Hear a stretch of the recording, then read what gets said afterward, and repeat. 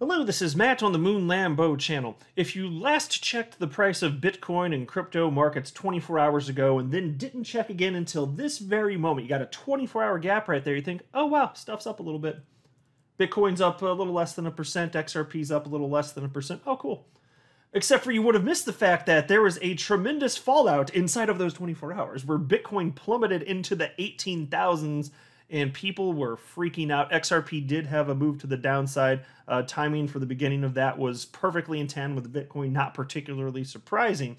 So a couple things I want to talk about in this video now that markets have recovered. And, again, I fully acknowledge I am not Nostradamus. I do not know if the bottom's in, if we're going to have a dip down a bit further before it rockets off. But I'm going to articulate, actually I'm going to use an investment professional to kind of bring home the points that, whether we've already seen the bottom or it's super duper close, we're about there. I mean, look at this headline from You Today. And there's warnings that it could go a little bit further, but you should see what's being discussed. So from You Today, Pantera Capital says it is long-term bullish on crypto, but more meltdowns might come in months. Okay, so that sounds ominous. Could be a little bit scare. All right, we got the emotions coming into play with a scary headline like that. Except for you got to read the article and check out the details. It's talking about Dan Morehead, the founder of Pantera Capital, which launched the first cryptocurrency hedge fund in the United States ever in 2013, purely Bitcoin at the time. And he just speaks about things very matter-of-factly. I'm a fan. And he talked about what his strategy is for the short term in terms of, does it make sense to buy Bitcoin in a time like this? Does it make sense to switch to altcoins? He covers that exact topic, which is interesting because he's not the only one that's been talking about that. Even if you just look within the XRP community, I'm sure many of you follow my fellow XRP YouTuber, the Blockchain Backer. Well, a couple days or so ago, we put out a video where he was articulating his reason for why he's going to scale down his crypto holdings in terms of quantity of different coins that he holds from about 40 different cryptocurrencies down to about 10. So the money from those that he's getting out of, he's going to put into 10 roughly. And so I wanted to talk about that and my particular thoughts on the topic.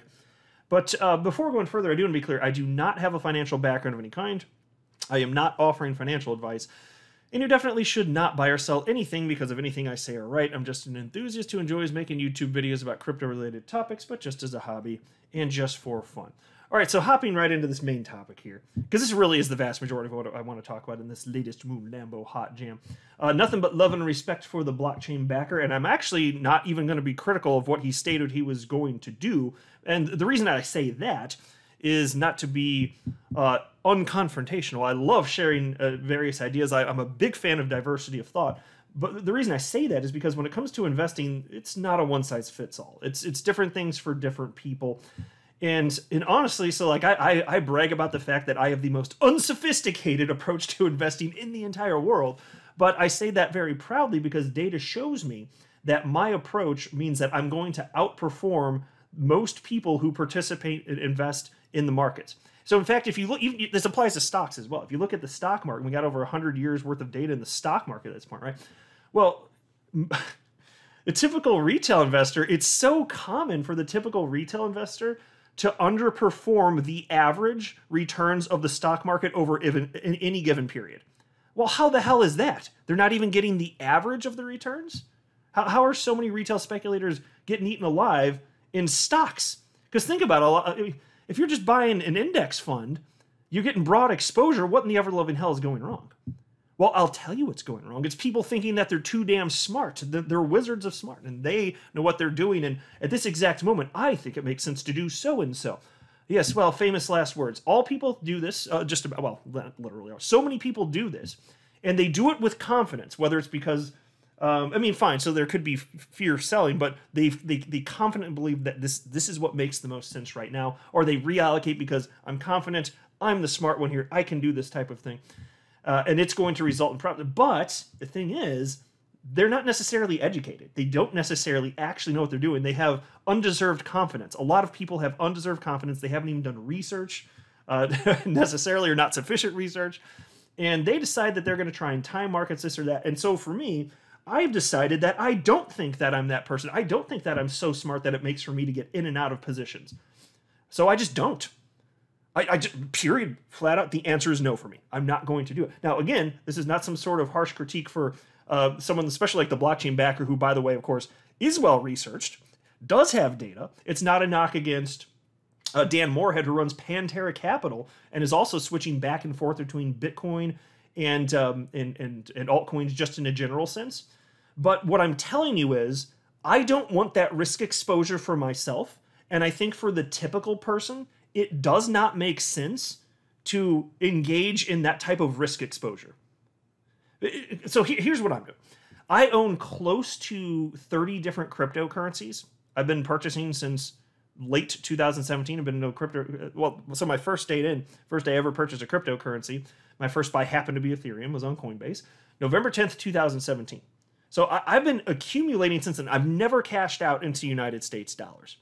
In the earliest of days, I technically traded a little bit back and forth, but it was very small amounts of money, and it was because I wanted to have the experience of doing that. It wasn't because I was interested in timing the markets or anything. I just wanted the experience. And then after I had it, I was like, okay, just dipped my toe in the water. That's all I need. That was it. So anyway, out of all these cryptocurrencies, I've been saying this for the longest time. I think that the vast majority of the cryptocurrencies that I hold are going to zero. I think that's a virtual certainty. Most of them don't do a damn thing. And if I'm lucky, a handful of them will be longer term survivors. But in terms of long-term viability, I'm hoping that the long-term part won't even matter to me. What I'm hoping for is history to more or less repeat what it's done in the past. What I'm counting on is for XRP, or pick your cryptocurrency, to have rallies. And thankfully with XRP, there's boatloads of utility, which is the reason it's my largest holding, and I have the most confidence in that out of any cryptocurrency that I hold. But even the other ones where I'm not so confident in terms of long-term viability, I just looked at it, I was like, well, I put an amount of money into those assets that I was willing to lose in case history doesn't repeat more or less. But what I'm counting on is for there eventually to be another alt season where they just take off because people get into euphoria mode and they just rocket. And I haven't seen the come to Jesus moment where people are like, oh, wow, it doesn't make sense to have 20,000 freaking cryptocurrencies on the planet.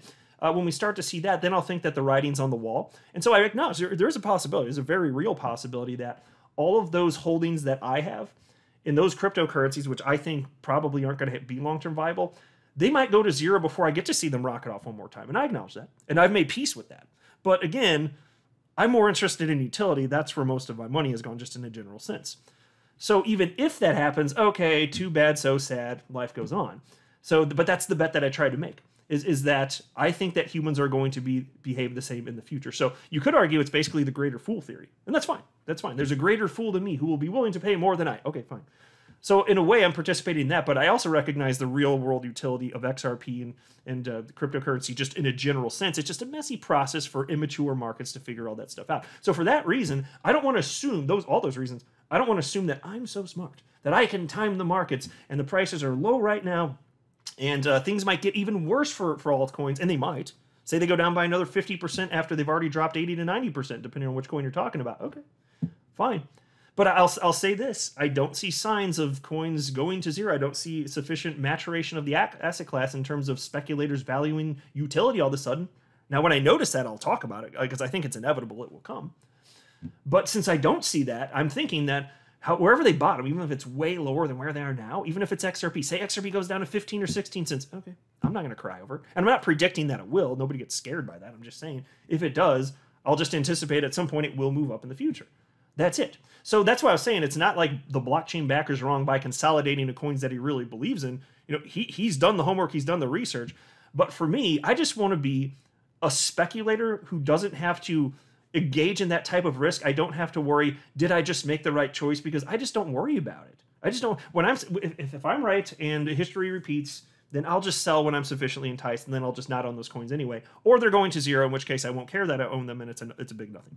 Either way, I'm fine. Because I still think some of the things that I own are going to hit. Like, even that would be enough for me. Now, take a look at what this article had to say. Again, it's from You Today, titled, Pantera Capital says, it is long-term bullish on crypto, but more meltdowns might come in months. Dan Moorhead of Pantera Capital claims that the Federal Reserve has been making serious mistakes for far too long and that these errors are now having an impact on the cryptocurrency market, where further major meltdowns are likely to occur. Oh, let me say something here too. I think I said this on a video, or did I? Was it a tweet? I shared an idea, and I'm going to do this if it happens. I'm not predicting that XRP is going to tank dramatically from here. I mean, if it does, it does. So even if it goes below my average buy-in price, I don't care. I won't have a negative emotional response. But like, say XRP gets back to around 15 cents, which is the lowest I was ever able to purchase it at. If it hits anywhere around there, I'm going to look at that and I will finally buy XRP again for the first time in almost 2 years. I last purchased XRP October of 2020, and the only reason I haven't purchased more is because it's already my largest holding by a fair bit. Let's just say that. And it's my favorite cryptocurrency. I'm super mega bullish on it, but I was like, well, okay. Too many, you don't want to put all your eggs in one basket. So I was like, okay, diversify. So that's what I've been doing since then with any additional purchases in the world of crypto. But I tell you this. If the market tanks in tandem, that means XRP's down and altcoins in general to that degree, like say they do go down like another 50%, to me that's like freaking Christmas. It's like, back up the truck, bitches, get a shovel, I'm scooping all this in the flatbed. That's what I'm like, that is the approach that I will take to this. And even I will get greedy and purchase more XRP. I will purchase the fear. I will absolutely do that. But I'll also be purchasing a bunch of other cryptocurrencies and be happy to talk about that should that unfold. But I will have no fear if that happens. I'll be excited. And to the flip side, if we don't see something that low and I'm not enticed to buy further, well, that's fine. My bags are already packed. I'm getting fussy about when I buy. I need really low prices relative to where we are in order to entice me. Because, again, like I said, my bags are packed. So if we go off from here, I'm happy that way too. Doesn't really impact me. Anyway, Peace continues though. Moorhead cites the collapse of Terra as an example of an unsustainable economic/stabilization model. He also highlights Celsius as an example of a company with subpar risk management procedures. Three Arrows Capital, a troubled cryptocurrency hedge firm, was over-leveraged and unable to meet margin requirements. He refers to these incidents as major meltdowns. And here's a quote from him. There are probably a few more to come in the next month or two. Each bankrupt, leveraged entity leaves a string of problems for their counterparties. End quote. So think about this. Why did a lot of this happen? Well, there's market cycles in crypto regardless, so what goes up must come down to some degree, but it's exacerbated by the fact that there are all these macroeconomic factors with what the Fed has done, debasing the dollar, printing it into oblivion, now trying to correct that there's crazy inflation, all of those types of factors. It's hit equities, and so yes, it's been that much worse for crypto markets, and you are seeing, in that sense, a cleansing of the system. The people that weren't perhaps being the most fiscally prudent, let's say, they're getting hit harder and fastest right now, and there could be more yet to come. Peace continues. Moorhead also disclosed that his company invested a sizable percentage of its assets in Bitcoin in late May, and that it might consider rotating out of Bitcoin and piling into higher risk, higher reward altcoins once it is quite evident the market has found a floor. So there you go. So this is the type of behavior I won't engage in. And this isn't to say that he's wrong, shouldn't do it. This is what he does for a career. Okay, but he's taking on risk that I'm not taking on. Me, I mean, I'm not that I'm not taking on any risk, but there's risk to moving in and out of positions, and that's what almost every retail speculator does. That's the risk I'm not going to take. I'm like, no, hell no, I don't know best. I don't know a damn thing. I'm just going to hold everything forever. And if it works out, great, and if it doesn't, okay, too bad, so sad. Not a big deal. That's where I'm different, and I think that makes a lot more sense for the typical retail investor, I think, personally. Trying to time markets and you don't know a damn thing, and these people are professionals doing what they do. Which is why, again, that's why I said I'm also not criticizing the blockchain backer. He's researching and making adult decisions on his own. That's totally fine. I'm not willing to do that. I'm just not going to do that. But I'm not doing the same research that he is. I'm researching crypto markets. I'm following the news, the latest stuff. I love talking about the latest things that, everything. All of it's very fun to me. I just don't want to get into the stuff where I'm like analyzing charts and crap like that. Not only is it boring, I am not interested in taking on that type of risk here. But again, what he's talking about here is that they took on Bitcoin because typically in this portion of a market cycle, you do see alts bleed harder, and you have, in a general sense, seen alts get harder than Bitcoin. So his theory here has played out the way that he hoped it was, presumably. Even though buying Bitcoin whenever he did may be worth less than that. Okay, fine. But what bled harder? Because he's still going to play in crypto markets here. But what he's saying is here, he knows Bitcoin leads out of markets. Once you finally hit the bottom, Bitcoin's what leads the entire market out. When that happens, inevitably, at some point, altcoins will rocket up. And since there's less money and they're less liquid, they have tremendous multiplier effects that dramatically outpace Bitcoin. That is true. So when I'm looking at all this, I look at the crap coins that I own, because most of them are close to 30 coins I hold. And I'm sitting here thinking, yeah, I think that's going to happen too. So I'm not going to worry about getting in and out of positions or second guess all this crap. I already second guess like the validity of it long term. But for the rest of it, I'm sitting here thinking, no, and I think he's right too. But I'm not going to pretend that I know or that I'm smart enough or it makes sense for me to make decisions, even though I think that in a general sense, what Dan Morad is saying here makes sense because I understand enough of the history, even though I don't pretend to be some sort of chart analyst. I do think the concept makes sense. I do believe that. I'm not going to act on it because I don't want exposure to that type of risk. That's what I'm saying. So inevitably, though, yeah, XRP and everything else, it'll dramatically outperform Bitcoin. That's my firm belief. And we'll see what happens. No way to know for sure any of this. There's risks no matter what you do. But I'm just going to continue to just not take additional action other than purchasing and holding. No panic selling, no FOMOing in. I don't do that. I will not panic sell, and I will not FOMO into positions, period. And so outside of that, what's there to do? Prices galore if you want to add, and that's what for myself. There's that. Other than that, it's nothing. I just sit here and have an unsophisticated approach, and that's what works. Because I don't want to be part of that statistic of the typical investor that's just down. But it doesn't even perform to the average of the stock market in terms of returns over pick your period of time. I don't want to be that. I know enough to know that's a losing play for the typical person. And I'm just considering myself a typical person. I'm just a dude on the internet. I'm not a financial guru. I don't have a financial background. But I still think I can pull this off. And I still think, oh my gosh, the opportunity for life-changing wealth, it is still obviously here. There's almost no money in crypto compared to where it'll be in another decade or whatever. Pick your time frame in the future. Let me know what you think, but those are my general thoughts on the topic. It's always a fun topic of conversation. I'm not a financial advisor. You should not buy or sell anything because of anything that I say or write. That would be a very, very, very bad idea. Until next time, to the moon, Lambo.